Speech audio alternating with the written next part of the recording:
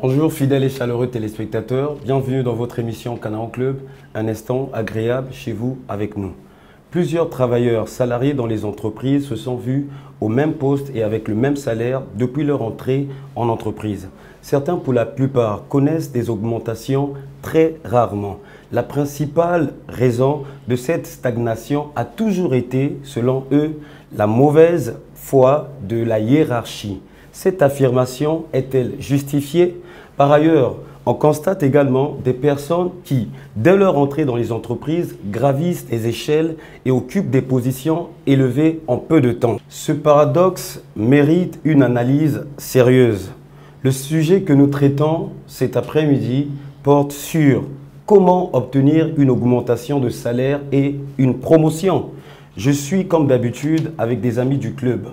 L'une d'entre eux est notre invitée spéciale, Madame Guibila, conseiller en management, CEO du groupe Canaan, formatrice des managers depuis 2013. Bonjour Madame Guibila. Bonjour Enel, comment vas-tu? Je vais bien, merci. Monsieur Paul-Ric Mboko, juriste, bonjour. Bonjour Enel.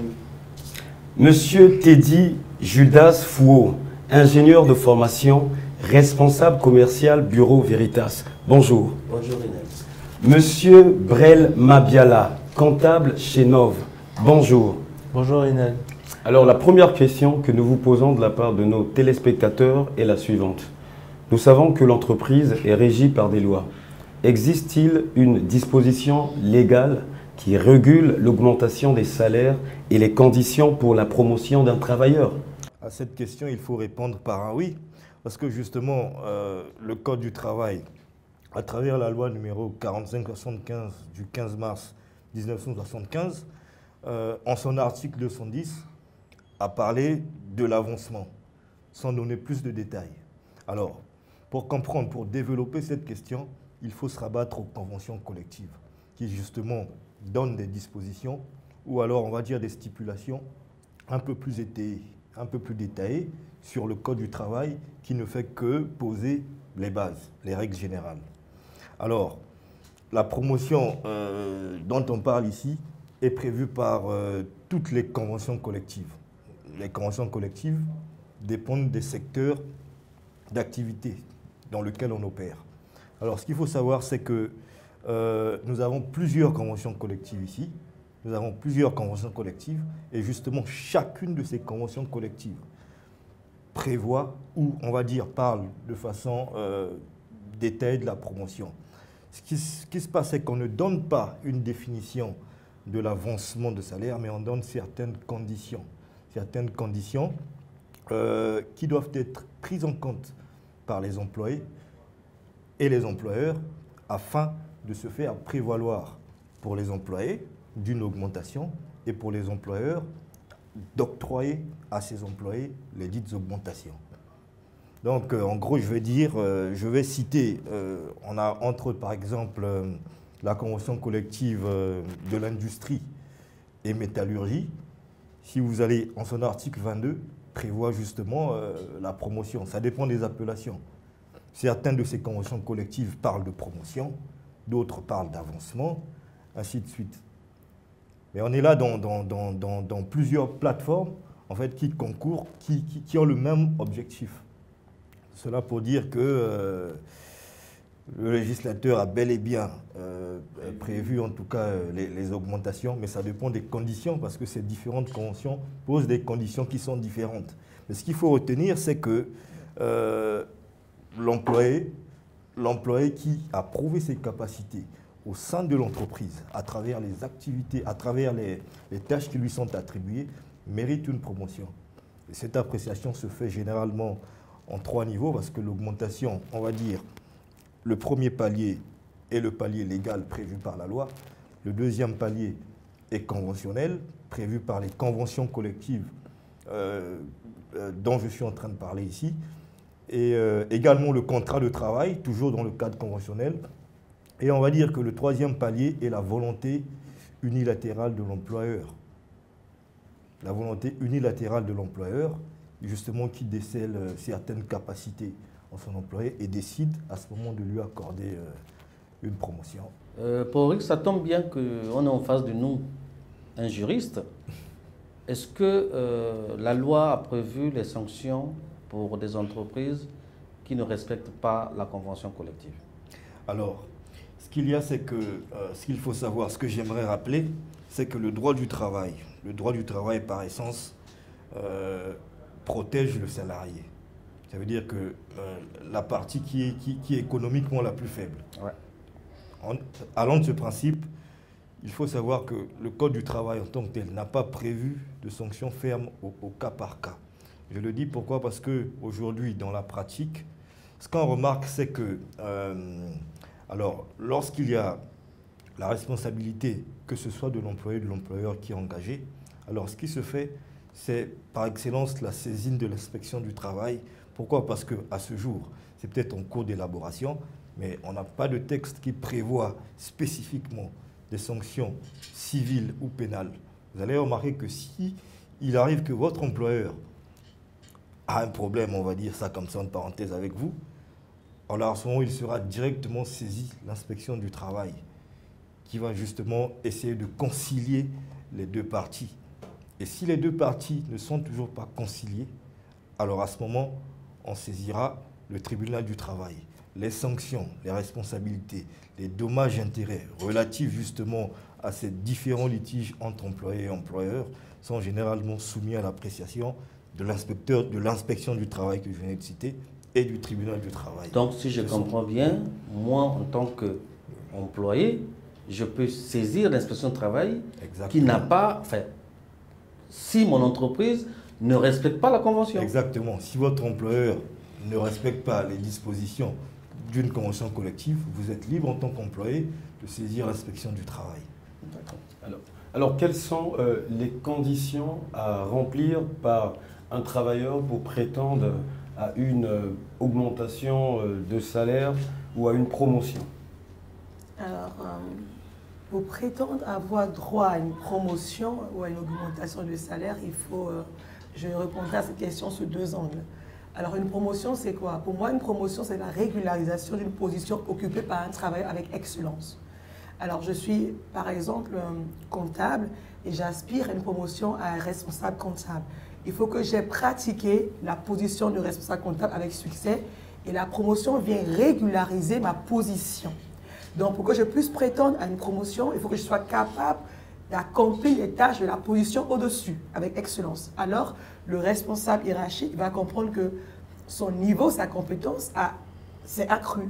Alors, il régularise la promotion. Donc, être capable, pour prétendre une promotion, être capable de remplir ou d'exécuter avec succès, en toute autonomie, la position au-dessus.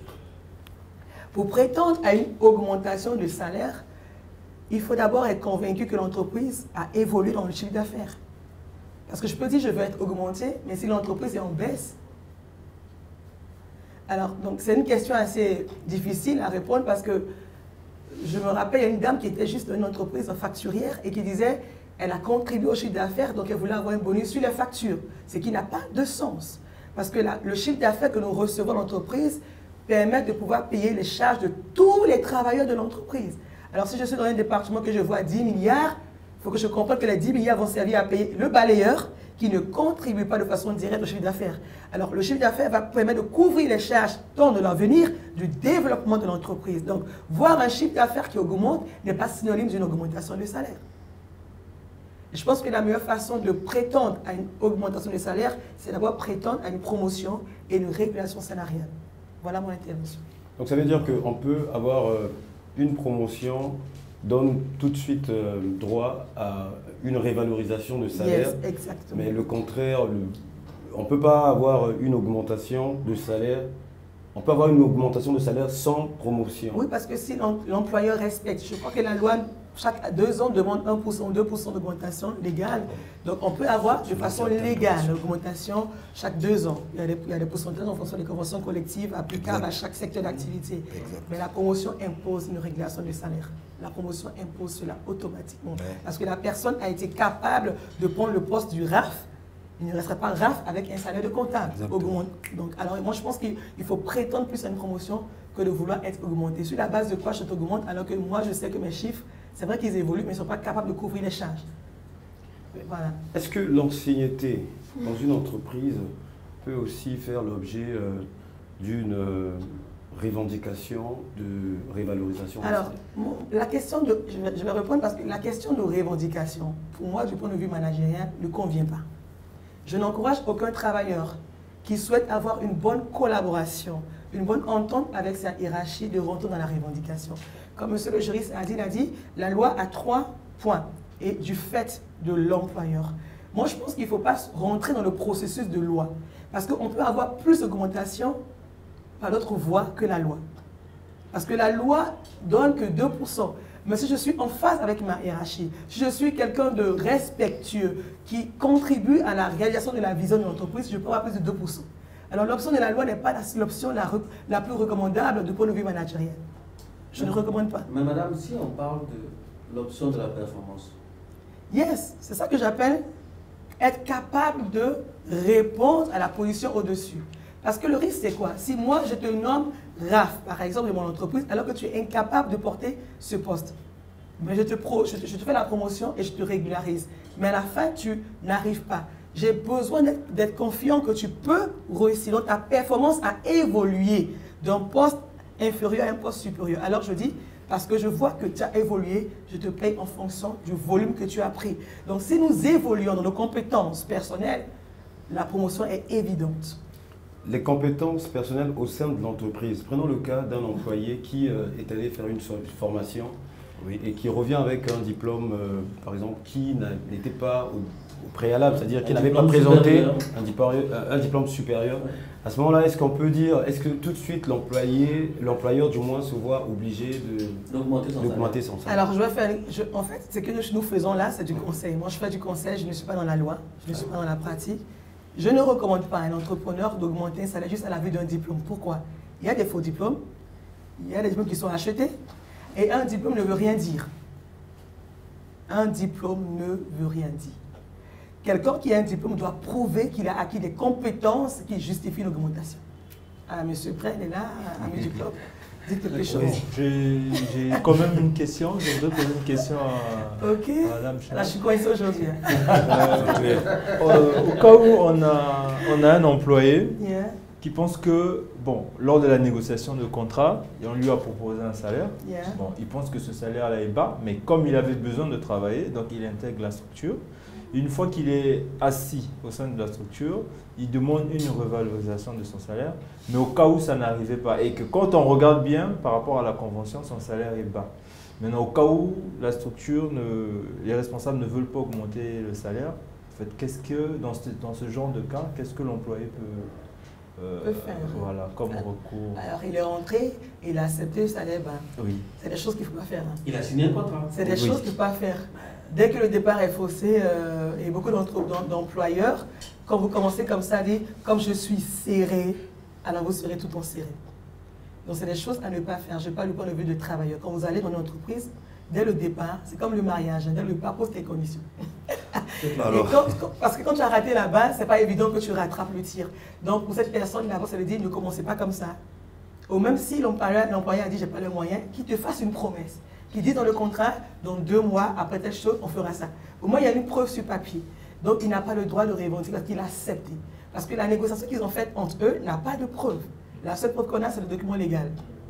Donc, je pense qu'il a accepté. Il peut maintenant penser à la performance, travailler plus et montrer qu'il est indispensable.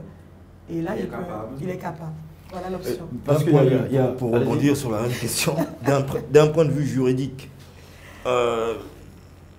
on va dire l'employé a la possibilité toujours de saisir, hein, dans le sens l'inspection du travail. Alors il y a ce qu'on appelle le classement.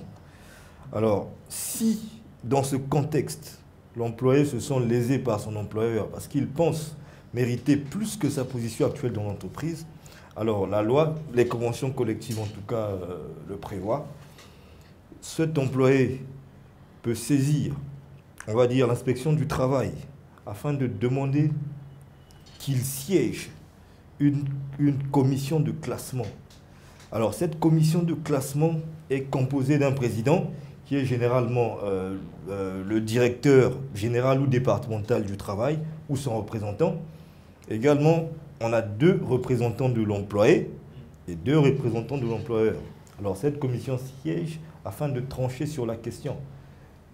Tout le monde est écouté et plusieurs paramètres sont mis sur la table et ce n'est qu'à la fin que cette commission rendra son verdict. Et là encore, si ce verdict n'est pas, si ce verdict n'arrange pas l'employé ou l'employeur, la partie lésée peut saisir encore le tribunal du travail, toujours dans la même procédure. Alors on ne travaille plus là. Et généralement, on préfère les solutions amiables. Moi j'ai une question pour M. Paul Rick. J'aime beaucoup la loi, je respecte la loi. Par exemple, quand vous embauchez quelqu'un, prenez soin de regarder la convention et de voir la grille salariale applicable. On doit respecter la loi en tant qu'entrepreneur. Mais j'ai un problème avec la loi, parce que la loi, après, ne sait pas comment l'individu se comporte au sein de l'entreprise. Exactement. La loi ne sait pas comment les clients payent, comment les clients qui nous doivent. Donc je pense que si la loi dit que la condition de la promotion, c'est d'abord une condition, 2 conditions, et du fait de l'employeur, la loi se rend compte que l'employeur a des responsabilités et des situations qu'il ne contrôle pas. La perte d'un client, on a des contrats qu'on peut gagner en entreprise, tu as un contrat avec un client qui te fait 1 milliard, par exemple. J'aime les gros chiffres. Donc 1 milliard, et après 3 mois, crise pétrolière, crise de Covid-19, et on baisse le chiffre d'affaires. Quel est l'employé qui sera content qu'on baisse son salaire? Alors si pour moi, l'employeur prend des risques, soyez tranquille. Parce que je n'ai pas vu quelqu'un, parce que le salaire est un droit acquis. Quand quelqu'un rentre dans une entreprise avec un salaire de 1 million, même quand on perd un client, l'employeur se doit de le payer tel qu'il avait, sauf pour une raison encore juridique qu'il faut traîner. Je pense que l'approche, j'insiste, l'approche de poursuite n'est pas l'approche la meilleure au sein d'une entreprise. Mais, par contre, madame, moi je reviens sur la question du contrat de travail. Là, je pense que là, on doit être clair là-dessus. Yes. Un contrat de travail, ça se négocie au départ. Tout à fait. Moi, je prends mon cas, hein, je suis un employé. Je vous assure que j'ai eu à passer 4 mois pour négocier mon premier contrat de travail. Bien sûr. Donc, au moment où tu es tombé d'accord, tu as lu un contrat, à la fin de ce contrat, tu as écrit lu et approuvé. Exactement. Mais je ne vois pas demain revenir 3 mois après pour dire que j'avais mal réfléchi parce que je cherchais du travail. C'est irresponsable. Ah non, moi je pense que ça c'est déjà un aspect à écarter. Oui, mais c'est un contrat, ça se négocie au départ. Super. Si nous sommes là, c'est pour aussi conseiller les employeurs. Tout à fait. Pour dire que, attention, pour conseiller les employés, pour dire que, attention, un contrat de travail, ça se négocie au départ. Super. Ça se négocie le premier jour. Exactement. On ne revient pas 3 mois ou 2 mois après pour dire qu'attention, moi j'avais mal réfléchi. J'ai des enfants, j'ai accouché, mon père est mort, mon père est mort. Ça, ce n'est pas une raison valable. Au moment où vous avez signé un contrat, la prochaine étape pour augmenter, soit c'est la convention comme vous avez dit, soit votre performance. Tout à fait. Je pense que c'est clair. On est toujours dans le cas de... C'est toujours le cas juridique. Au-delà de ça, on ne peut rien faire pour ses besoins personnels, pour ses attentes personnelles. Non. Il y a des dispositions à respecter. Il y a des théories selon lesquelles on dit, voilà, pour entrer dans une entreprise, généralement quand tu arrives avec tes gros diplômes, on ne te prend pas parce qu'on sait que le salaire il va peser dans l'entreprise. Et généralement, qu'est-ce que font les gens? Et la plupart de nos téléspectateurs ne suivent ça parce que ce sont des théories qui se développent dans un peu partout. Je rentre je viens en tant que peut-être mécanicien ou en tant que, je dis peut-être chauffeur par exemple. Mais après, un peu plus tard, je brandis maintenant tout mon arsenal de diplômes, etc. À ce moment-là, je peux... Est-ce que ça aussi, ça peut être un moyen pour influencer l'employeur pour avoir une promotion? Ça ne s'impose pas à l'employeur. Ça ne peut pas s'imposer à l'employeur. On vient avec une position donnée. Je veux insister. Moi, j'ai eu ce cas. Par exemple, je suis revenu au Congo avec 2 masters. J'avais à l'époque un diplôme qui était supérieur au celui du directeur général d'une entreprise dans laquelle je voulais travailler. Quand je suis allé, quelqu'un m'a dit aussi, non, madame Guivilla, montre que tu as un BTS. J'ai dit, mais quand je pars, est-ce que tu penses que j'ai un BTS? On ne trahit pas ce que nous sommes. Garde ton identité. Avoir un diplôme, c'est ce que tu es. Quelle est cette culture de dire, ok, je vais faire son lot de ménagère pour entrer? Non, mais ça ne marche pas. Et après quoi? Après 2 mois après, vous sortez votre diplôme. Et quand je suis arrivé, le directeur m'a dit, madame, si je vous prends, on me renvoie. Je ne vous prends pas. Vaut mieux affronter la réalité, dire ce que vous êtes. Et si on vous dit, ok, vous avez un master, bac plus 17, mais moi je vais vous prendre avec ce poste. Ben dans 3 mois. Vous voyez, il faut qu'il y ait une promesse signée qui montre l'évolution que vous aurez dans l'entreprise. Mais vous venez avec un bagage de gardien pour vous dire, je suis juriste. Mais tant pis, pour toi, un juriste gardien, je ne le prends jamais. Parce que si déjà quelqu'un n'est pas fier de ce qu'il est et qu'il est prêt à descendre bas, pour moi, il n'a pas un moral de quelqu'un de compétent. Parce que la compétence, c'est aussi savoir se vendre. Madame, il peut aussi arriver des cas. Moi, j'ai eu par exemple le même cas. Ok. Je cherchais un ingénieur. Yes. Le candidat que j'avais en face de moi avait un diplôme de doctorat. Ah bah oui. Donc, il était docteur. Et puis, le monsieur était clair, a dit, écoute, moi, le poste que vous me proposez, c'est un poste d'ingénieur, je suis docteur, j'accepte le poste d'ingénieur. Mais il a dit qu'il est docteur, il n'a pas dit non, je ne suis pas docteur, je suis comme ça. Mais il a dit qu'il était docteur, mais il a accepté, c'était le seul poste disponible. C'est ça. Exactement. On n'avait pas un poste de docteur, mais on avait un poste d'ingénieur. Mais le monsieur a accepté le poste d'ingénieur. Ah oui. Et là, quand c'est comme ça, c'est clair, c'est défini, c'est correct. C'est correct. Mais il ne faut pas venir Fidèle, demain en disant que ah oui, j'avais caché mon master. Mais cache encore, Non, cache encore. Il faut continuer à cacher, ça c'est clair.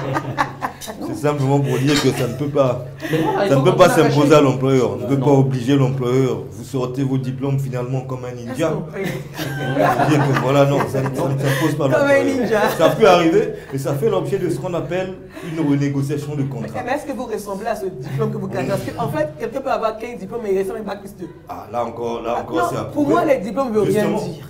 Là encore, c'est approuvé. Même Ça- quand vous, dans le premier cas, vous demandez une mise en disponibilité. Vous avez effectué une formation de 2 ans, vous revenez avec un nouveau diplôme. Vous ne pouvez pas imposer à votre employeur de vous reclasser. Ça doit faire l'objet de renégociation de contrat. Si l'employeur est favorable, tant mieux. S'il n'est pas favorable, il a le droit de résilier le contrat. Alors, Monsieur Brel, il me semblerait que vous avez une question à poser à Madame Guibila. Justement, j'avais une question. En fait, j'ai une question. C'est est-ce qu'il est possible pour un employé d'exiger auprès de son employeur une augmentation ou une promotion? Alors, moi, je dirais oui.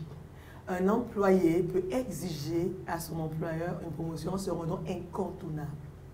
C'est une façon d'exiger, sans parler. Parce que je peux t'imposer en tant que travailleur que tu m'augmentes. Oui. Je peux le faire sans te dire. Je vais faire ton travail d'une façon excellente. Tu seras tellement serré de moi, tu n'auras pas le choix que de m'augmenter. Après, vous montez aux enchères? Non. J'exige par ma compétence, par ma qualité de mon travail, par ma disponibilité. Quand je viens à 7 heures que je suis déjà là, le patron vient, moi, il me regarde. Patron, j'ai un travail à faire. Patron, j'ai fait une fois le travail, qu'est-ce que je peux faire encore? Je suis en train d'exiger là. C'est une façon d'exiger, mais sans parole. On peut exiger, mais pas avec les paroles, pas avec la loi, pas avec le tribunal, mais avec sa compétence. J'insiste sur la compétence. Mais là encore, c'est parce que vous êtes... Moi, je l'ai fait.